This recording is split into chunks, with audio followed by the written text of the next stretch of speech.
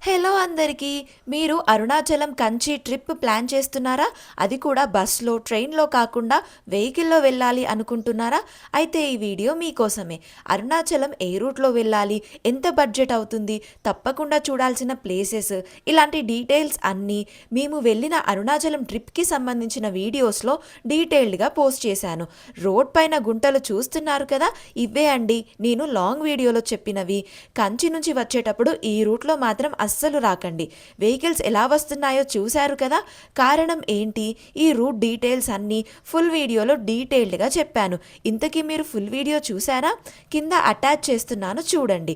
మేము అరుణాచలం ఇప్పుడు వెళ్ళలేదు. ఏ డేట్ రోజు వెళ్ళాము? ఏ రూట్‌లో వెళ్ళాము? గిరి ప్రదక్షిణకి ఎంత టైం పట్టింది? కంచిలో దర్శనం గురించి మరియు కంచి, అరుణాచలంలో చూడవలసిన ప్రదేశాలు, వాటి వెనక ఉన్న పురాణ కథలు, ఇలా చాలా ఇంట్రెస్టింగ్ విశేషాలు ఉన్నాయండి ఫుల్ వీడియోస్‌లో.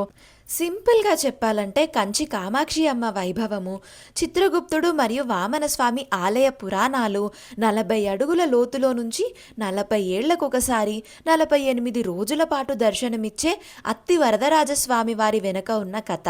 అంతేకాదండి, పార్వతమ్మ ఇసుకతో శివలింగాన్ని చేసి పూజించి సూది లాంటి ఆయుధం పైన తపస్సు చేసి శివయ్యని వివాహం చేసుకున్న ప్రదేశము, మరియు ఒకే చెట్టుకి 4 రకాల మామిడికాయలు కాసే చెట్టు గురించి ఇలా చెప్పుకుంటూ పోతే చాలానే ఉన్నాయి. ఇవన్నీ మీరు డీటెయిల్డ్‌గా చూడాలనుకుంటే కింద ఇచ్చిన వీడియో పైన క్లిక్ చేయండి. Thank you for watching.